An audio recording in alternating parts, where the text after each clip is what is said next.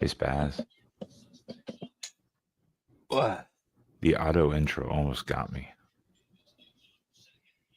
It did. It did. I clicked cancel just in time. I hate that thing. Where's our duck? Quack. What is going on, everyone?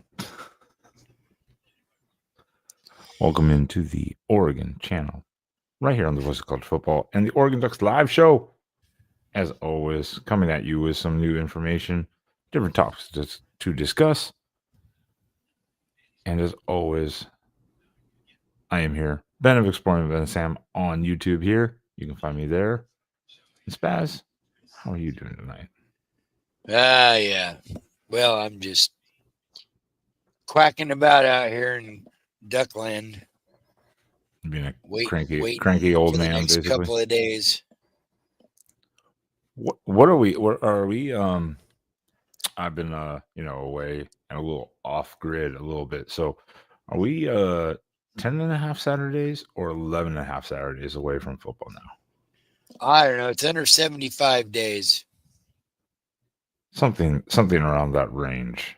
I'm not 100% sure. Because not been keeping Jackson track. posted the other day it was 75 days. So 10 so 10 and a half basically. Let's put it that way. We'll leave it at that. I haven't been keeping up with Josh Pate's weekly Saturday analysis of football coming up soon. I haven't been keeping up with that, so the counter that he has. So, Spaz, where can people stalk you if they want to? Well, if you look down at the bottom there, it's Sean Spazdrag on X. There he is. That's pretty much it. 73 days, 73 days, 10 and a half weeks, basically.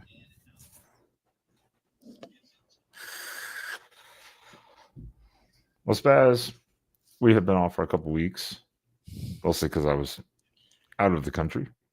So that's a huge part of that. But there hasn't been a lot of news, unfortunately.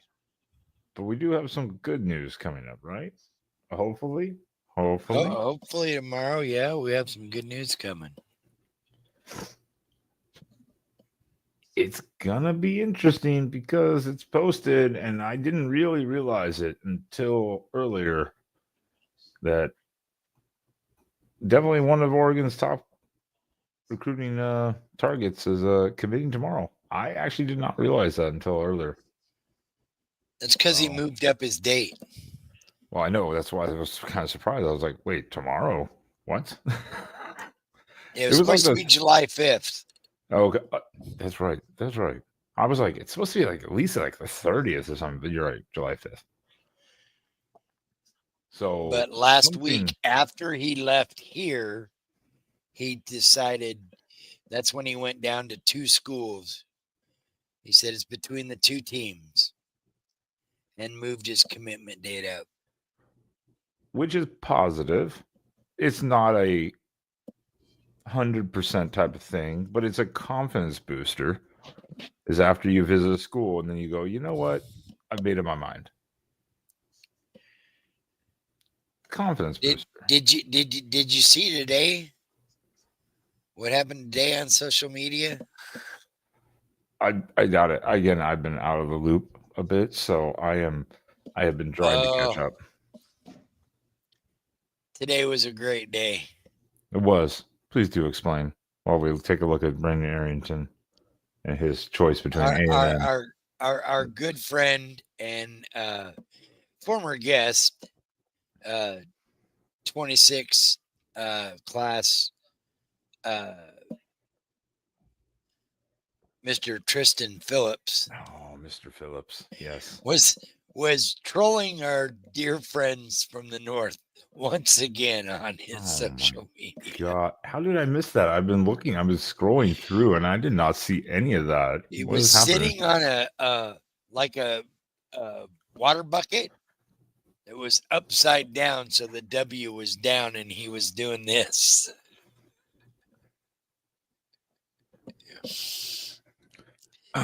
It's fantastic. It's so simple and yet fantastic.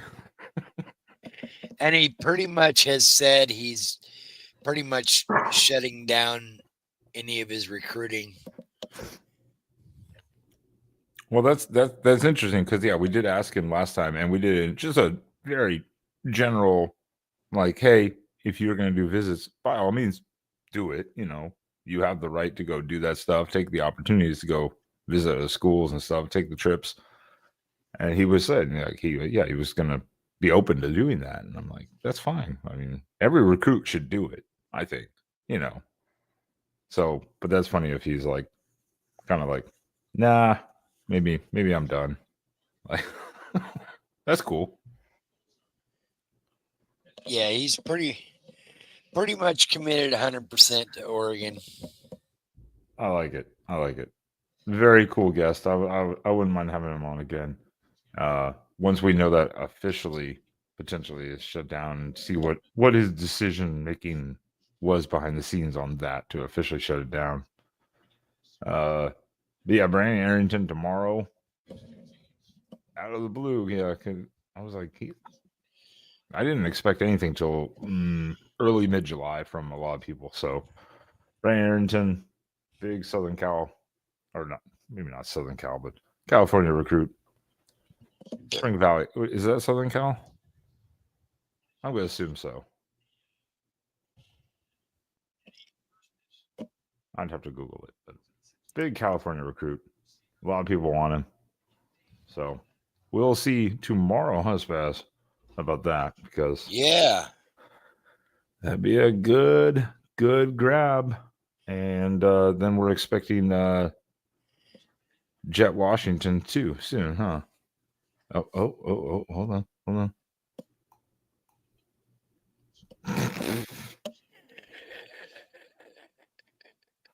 That's so That is silly. Tristan Phillips this That's afternoon. so silly.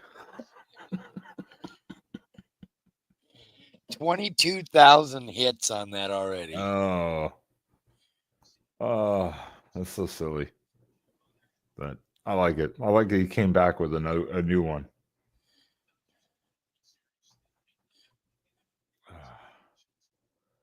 But yeah, Jet Washington's trip went well too, apparently. Not just Brandon Arrington's. So there's a good one. And we're still waiting on lineman Ian Nacho from Maryland. Yeah, he's going to Penn State. I would pretty much gather that a wrap. I don't know. Ian Nacho, Penn State wasn't even in his wheelhouse. Yeah, he's been posting a couple things from there lately. Was he? Oh yeah. He just did a visit like last weekend up there. Well, according to Penn State is one of his worms, apparently. I don't know. I mean, after he shut down Maryland, I don't know. It'll be interesting. It's gonna be interesting. Let's put it that way. You are correct on that. Oregon's been on the top, one of the top, especially after he decommitted from Maryland. Not decommitted, but eliminated Maryland from his options because a lot of people thought maybe he'd stay at home and go to Maryland. So tomorrow at 11. Yeah, that'll be 11 my time because he's San Diego. Okay, so it is Southern Cal, but so 11 Pacific. Cool. I will. I'll try to keep up to date on that. There's a lot of different commits. Rainier tomorrow. Jet Washington, whenever he's going for it, and Ian Nacho is still July, I believe. Also, if he's set a date, I don't know if he's actually set a date yet, but yeah. I'm not sure. I don't think he has, honestly. Yeah, I'm pretty sold on Arrington. I'm pretty. I would say unless A&M throws a $20 million bag at him or something, he's probably 98% to Oregon. I mean, I haven't seen a single. I'm looking through his stuff right now, and outside of the commitment, outside of what we see here, Yeah. there is nothing about A&M on anything on his profile. Everything has been Oregon, Oregon, Oregon, Oregon, Oregon, Oregon. It has been pretty positive. I mean, what I've seen even before this last like week and a half, it's always been pretty positive with Oregon. And for him to do the visit and then change the date, which again caught me off guard because I was like, tomorrow. That's Rumor why is it we're surprised me. also in line for number one linebacker Tyler Atkinson, who's Yes, another Tyler. 5-star. Yes, Tyler Atkinson is a one of those big targets. Let me see if I can get it here. Guys, I'm just going through like every recruit offer and slash interest that Oregon's has. But yeah, Tyler Atkinson is a high level 5-star out of Georgia of all places. That's a tough pull. That is a tough pull. Get him out of Georgia. And see, I'm looking at Brandon's one of his posts from earlier in the beginning of June. He had Alabama scheduled, and then USC was supposed to be like right now, and then Texas A&M on this weekend. Well, now he changed all that, so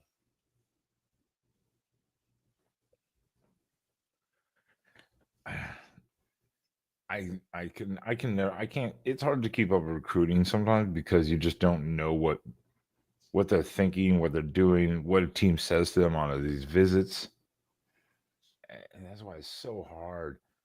Because we're also waiting on, of all people, of course, Rider Lions, which is obviously after not getting Jerry Curtis, Rider Lions became a primary target, and Oregon seemed like a great landing place for Rider Lions because of that. But I know yeah, BYU, Brandon broke. Michigan, and I know USC, Michigan, BYU especially have been taking swings. You know, Brandon's going to be doing two sports here. He's going to be running track too, because I'm not surprised. he broke Olympic gold medalist Noah Lyles' 200-meter record just the other day. Ooh, speedy then. Yeah, Oh, we like that. Especially you get him as a linebacker. Not bad. Yeah, it's gonna be the next few weeks are gonna be interesting, especially but up till early September when you get kind of the late commits, those final guys that are holding out to do all of their type of visits. It's gonna be interesting.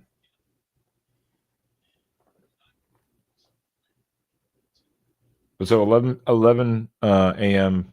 Pacific time, Brandon Arrington. oh, there it is. We'll be watching for that. Oh, wait, maybe not. No. No? Yes? No? I'm trying to find Jet Washington's shit. I haven't seen anything from him. But as far as I'm aware, everything went well. I mean, it was a huge weekend for them with all those guys on campus Oh, I think for their he's official on visits. Instagram. A lot of these guys are Instagram now. Yeah. My Instagram is not full of football recruits, unfortunately. I should probably start doing that. I would get the other news. Maybe that's why I'm missing some of these things until I see these updates. And I'm like, I've been on the wrong social media. Maybe that's what it is.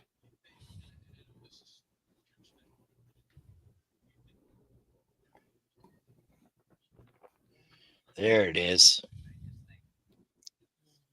Boop. Poop? What's poop? Don't boop.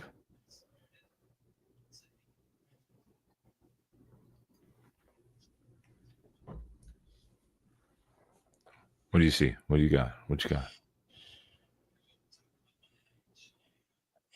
Yeah, here he is.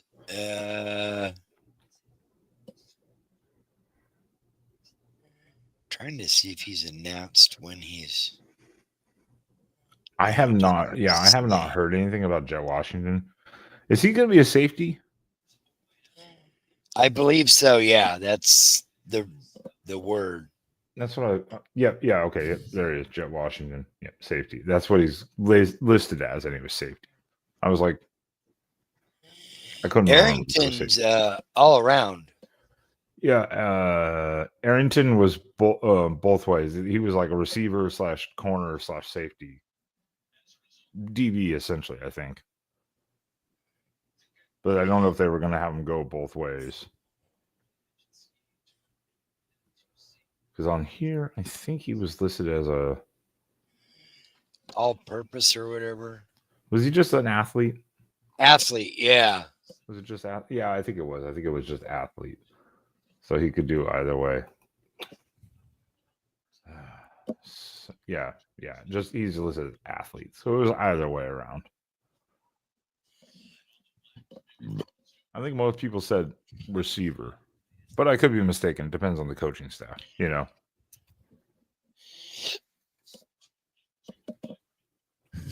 mean, I think you can throw a couple of packages in for him, but I think Oregon's going to want to use him as a DB corner. I mean, I could see either way.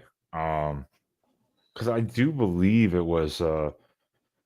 I believe Lupoy was one of his primary recruiters. If I'm not mistaken, yeah. Chris Hampton and Lupoy were his primary recruiters for Oregon. So, yeah, I guess they were looking at more as a DB. So that's where we're going to need the help. That's where we're going to need to be deep. Well, I know, but man, our DB room is already deep. It's just a lot of it's unproven. That's the only part. So, and obviously, he would be a freshman coming in next year. So, I mean, I'm not going to complain. You can get him. Well, we'll take him. No problems there. Well, I think one of the things I read today, I think that Justin Hopkins put out was that they think that Washington is just waiting to see what Arrington does. Because rumor is they're kind of like a package duo.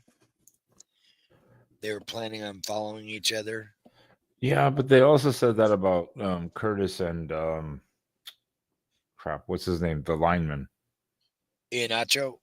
No. The how am I not remembering the he went to Miami.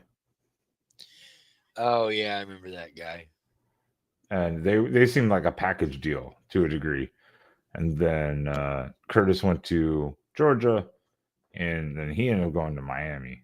And I'm trying to remember. After we didn't get Curtis, he kind of escaped my mind. His name, with all due respect, because we would have loved to have gotten him, but Cantwell, there he is, Cantwell. Yeah, because they seemed like a package deal to a degree, and then they turned out not to be.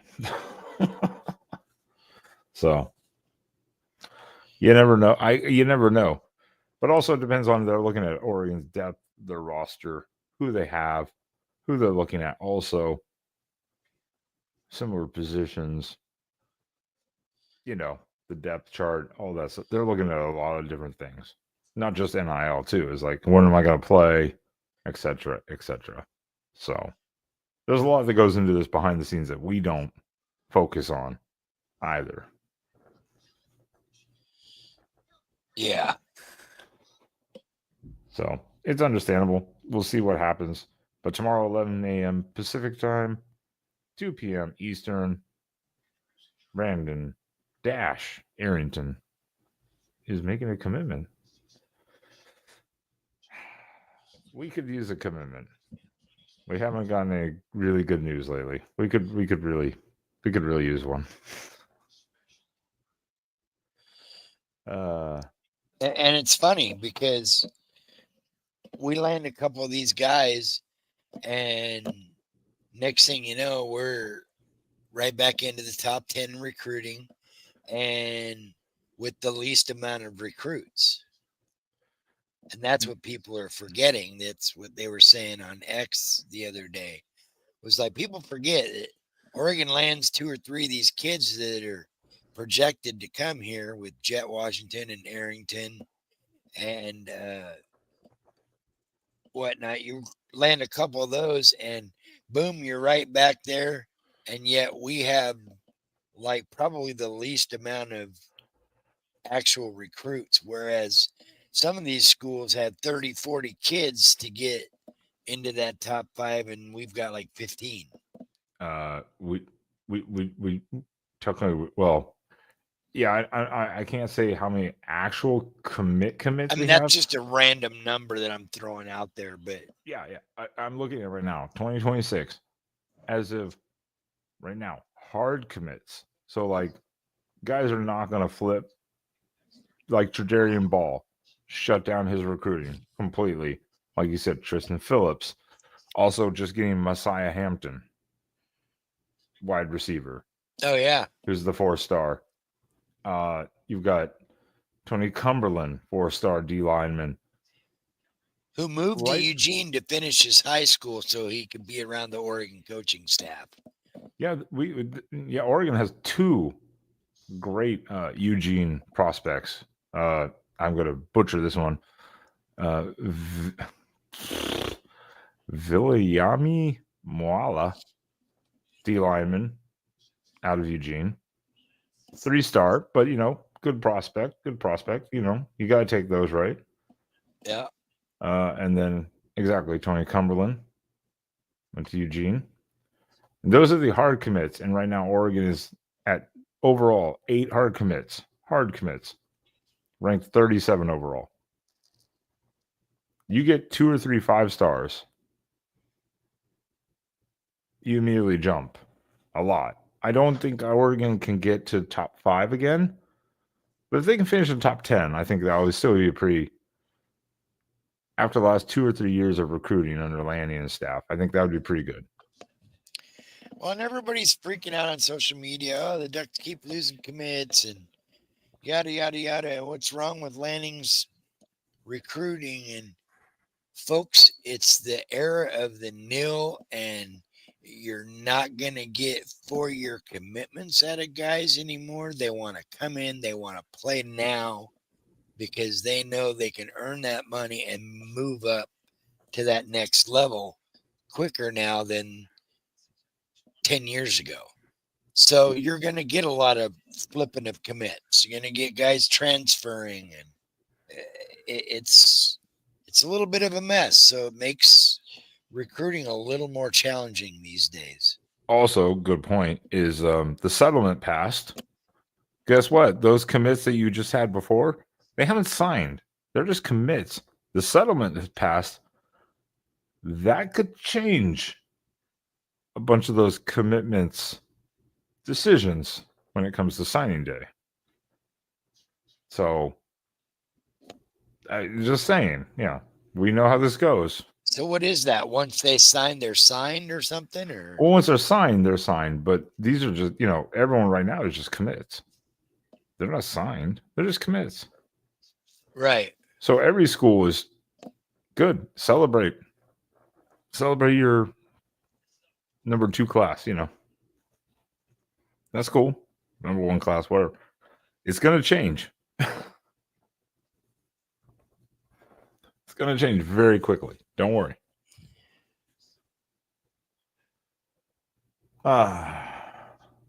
Recruiting.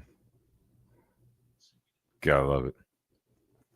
Well, back to our actual topic.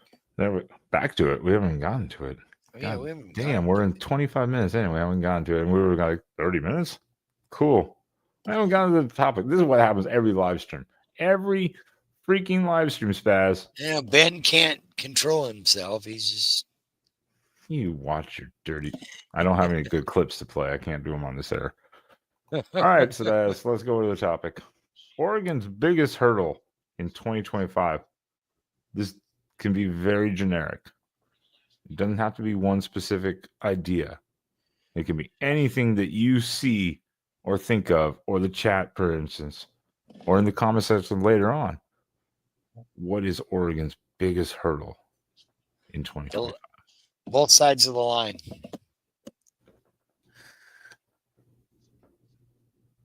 Offensive and defensive line. Is there a preferred one way or the other? What you're worried about? Is this because of the spring game, or is this because of just general, not the unknown? I think it's just the unknown. You know, you're replacing a lot of pieces on both sides.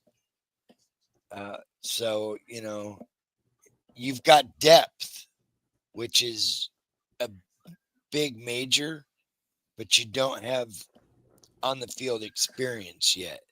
So you don't know if that's good depth, bad depth, needed depth, not needed depth. Lack of chemistry, maybe. Yeah, you won't know. Especially on the O line, lack of chemistry. Yeah, like as we saw last year, you know, it took 3 or 4 games, and then the O line kind of solidified and figured itself out. Which a lot of last year, we've talked about this multiple times, was Poncho not being a center, but that was because of the injury to Bedford. And now you've got a healthy Bedford and Poncho. Yeah. So hopefully the O line will be a little more settled. Last year they had to shuffle kind of the last second, like the last month before the season, and that really, yeah, those first 2 games, yikes! I don't want to relive those. And I think the other question mark is, you know, where's your production going to come from your wide receiver room now that Evan Stewart is potentially gone for the year? Is it going to be Jurion Dickey? Is it going to be Justice Flo? Is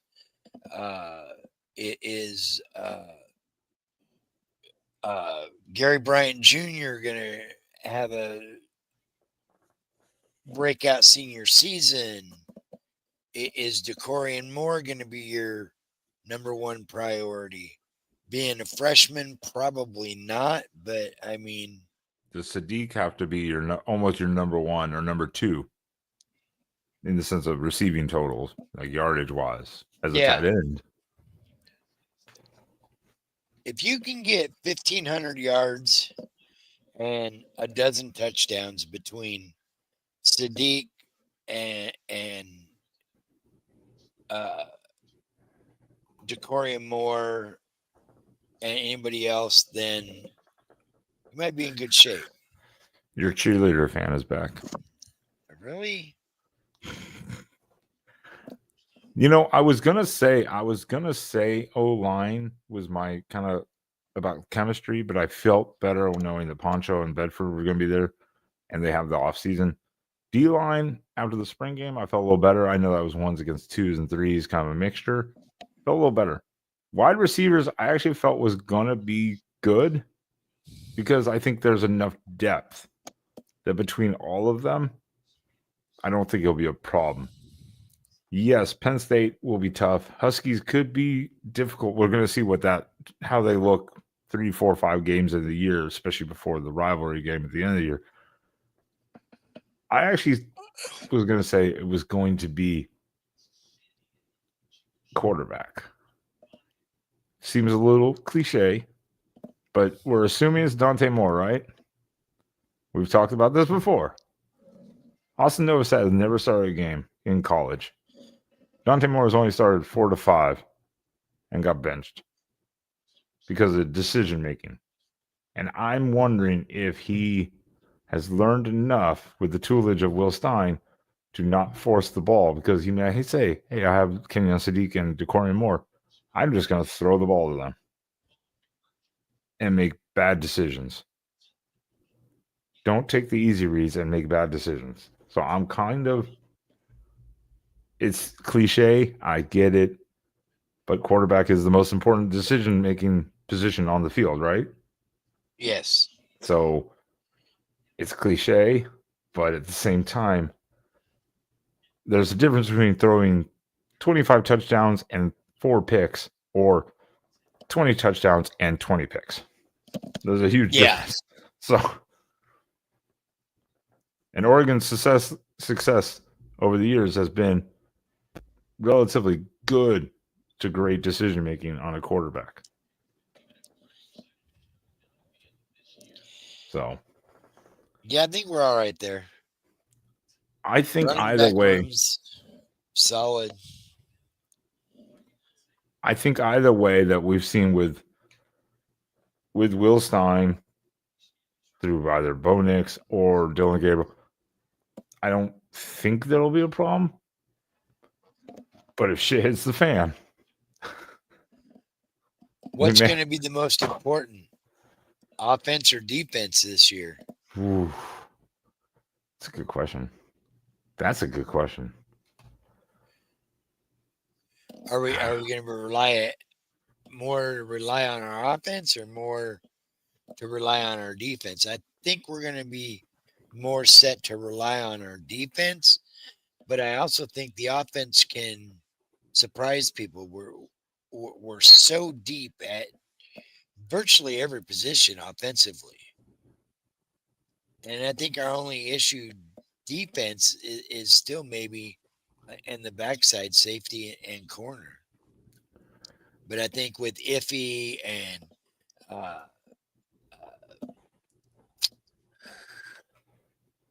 Offord and some of the other guys that we got in, I think that's going to make our depth on the backside of the defense a little more manageable. We don't have to play. I mean, who do we really play this year in our schedule? If you could bring it up, I can really, I guess outside of USC, that maybe has a tough offense for us to worry about. Well, and even USC, you don't know what they're going to look like. Exactly. I mean, you assume it's a Lincoln Riley. They're still going to have a pretty good offensive output with Maeva. Maeva returning. Yeah. I was like, hold on. I was like, Maeva? Yeah. I just wanted to make sure I didn't screw that up here. Let me see here. Penn State's deep offense is kind of decent. Well, and they did get a receiver or two, so that has helped because with Penn State it was a receiving core that was a problem last year. Yeah, but here's the other thing: is there we go. How accurate? I mean, I've watched his games, and I have seen Aller's accuracy dog shit at times. But I don't know if that was the receivers he had at the time, maybe. I don't know. But his overall stats are pretty impressive. Yes. When you look at him, but it's like, I've watched him play. Those stats don't relevate to what I've seen on the field. Yeah. I mean, well, it's the same with with Drew Aller, Penn State, and Maeva threw some picks a lot last year. Penn State, Drew Aller, very consistent, and the stats back it up. But then there's those games where you're like, what are you doing? The only one I can think of is Indiana. Maybe on the schedule, this kind of worries me. Maybe it's like Indiana. What do they get from the Cal transfer? Mendoza, right? Yeah, Mendoza. I was like, at Washington, of course, rivalry games. Yes. At Iowa, more their defense than their offense, probably for me. So I kind of agree with you. I rely more on the defense, but I think it's gonna be like last year. The defense stepped up when the offense couldn't do anything, and in other games the offense just took off. I think that's what we're gonna see this year. It's gonna be a kind of a balanced mix depending on the games. I mean, Oklahoma State, do they have a great offense? Still out. Jury is still out. Yeah, there. exactly. That's what a lot of these teams are right now. Northwestern, Oregon State, they don't have a very good anything. Indiana, we don't know what's going to happen there. Yeah. Rutgers, well, they're just going to Greg Schiano it. It's at Rutgers too, so yeah, it's like Wisconsin. They played us decent last year, but that was on the road. This is at home. Minnesota, PJ Affleck. You never know what you're going to get there, but they've never had the greatest offense neither in Minnesota under PJ. Yeah, no, I'm agreeing 100%. The worst ones are at Penn State. Oh, and that's our Friday night game of the year. No, hopefully that's the only one. That, according to the schedule, is so. I agree. The USC, Washington, probably obviously at Penn State, and then it's split between Indiana and Iowa. Indiana's at home though. Iowa's at Iowa, and like Troy said, Iowa's not a cakewalk. I'm relying more on Iowa's defense to give us problems than Iowa's offense, though. But that's just kind of a normal thing. Yeah, I have a feeling Iowa will probably be a big noon kickoff. Might be a 3:30. Who knows? I hate big noon kickoff. Why?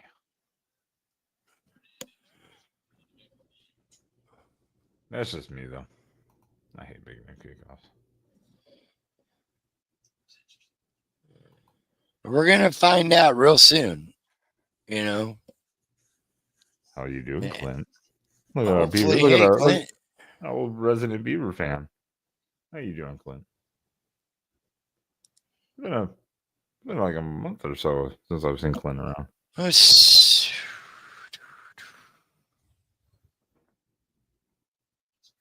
keeping up with all the. I haven't kept up with the Pac-12 expansion because everything's just hypothetical at this point, and everything I hear is literally the same thing I heard like 6 months ago. And I'm like, well, just do it already. I'm like, damn. Hopefully they rebuild.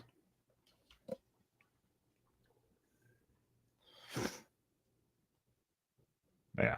Looking forward to seeing the Beaver. We haven't heard any extension of the Beaver Oregon game, have we? No. I mean, they did it really quickly last year, so hopefully they can, or 2 years ago, rather. I guess it was maybe. Hopefully they can get it figured out pretty quickly. We'll see. It needs to continue. I think it's good for both teams. Good for Oregon, and it's good for Oregon State to keep up the rivalry going.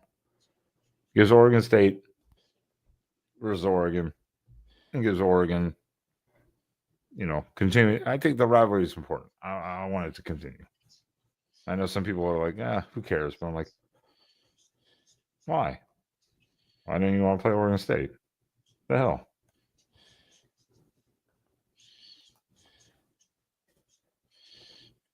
Yeah, Troy. That actually is kind of a bitch, isn't it, Spaz? Actually, now I look at that, playing USC and then Washington back to back, like old Pac-12 teams. It's kind of a bitch. Actually, it's kind of a bitch. USC hates us and Washington hates us. Kind of a bitch.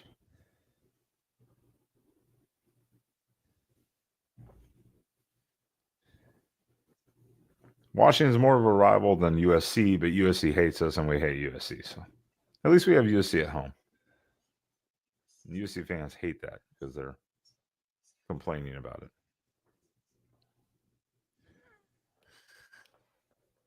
Oregon hasn't gone to USC on the road since 2019. Well, they didn't end well that year either, did it? Beat the shit Nope. out of you.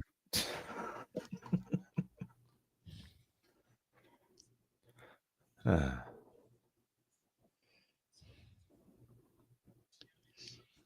this would really be weird. Yeah, you gotta go with Adam and make sure you get to that Rutgers game there, Spaz.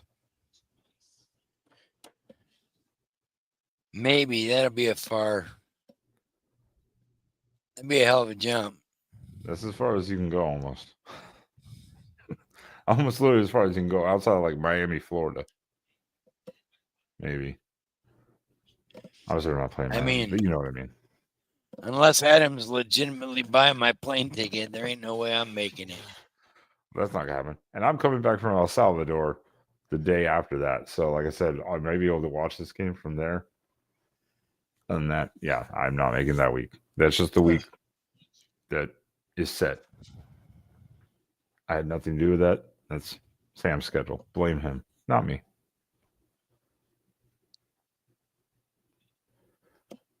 I just don't want to start off with this. 24-14 against Montana State. It'll be fine. If we start, if that's the type of game, though, God help me, I will not survive this season. We barely survived last season. After all was said and done, before the Rose Bowl, we barely survived last season.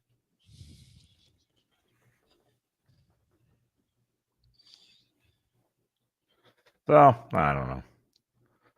We'll see how it all goes. I am just. I need some news. I need some football. And I need to stop thinking about what the season will bring. I just need to see it. Right now, I'm getting tired of speculating.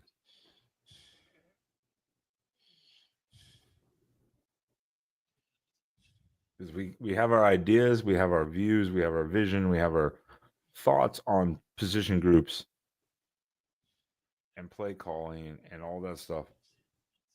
But until we see it, we don't know.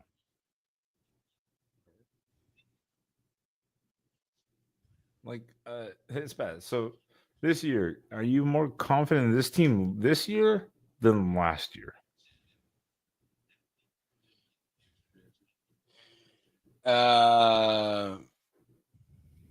In the sense of take it all as a whole. You had Dylan Gabriel coming in. You still had a bunch of different transfers coming in. You lost a bunch of guys. It was your first year in the Big Ten. You saw the schedule. This year, obviously, lost a bunch of guys, but you now have two options at quarterback who have sat behind experienced guys and under Will Stein. But you still have the same thing. You're unsure of position groups. Are you more confident? And you've seen the schedule now. Are you more confident this year than you were last year, or neutral? I'm okay with this year. You're more confident this year.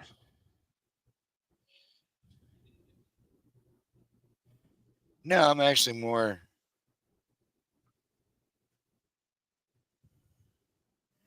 I'm more confident last year, but I mean, it's not too bad a situation.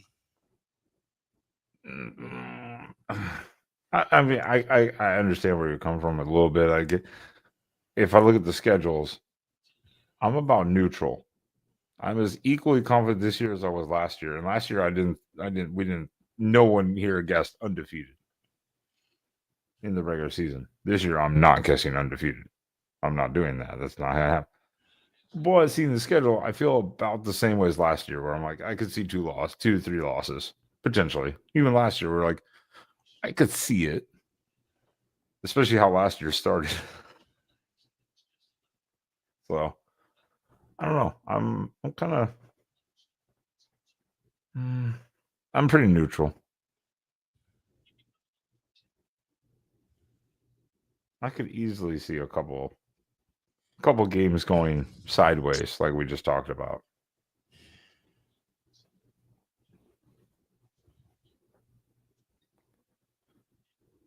Spaz, put down your vibrator. I mean your phone. Yeah, I don't know. Wrong channel. Plug your ears, Troy. I don't know. I agree, though. I think the lines are kind of question mark. They're a big question mark. Let's put it that way. Yeah, and I think we're gonna have to wait till we're 2 or 3 games in to really see how the gel is. Well, we'll definitely know up by week 2. After week 2, because I mean, Oklahoma State. Look, Mike Gundy's not a dumb coach. He had an awful season this last year, but I see a little bit of a bounce back here. I'm not gonna say they're gonna win 10 games this year or something like that. I could see them bowling again or something like that. It's not like they were like getting blown out in every game. They just lost every Big 12 game. Yeah. But they beat Arkansas. Remember that. Did they beat Arkansas or did they lose to Arkansas? That was a wild game last year.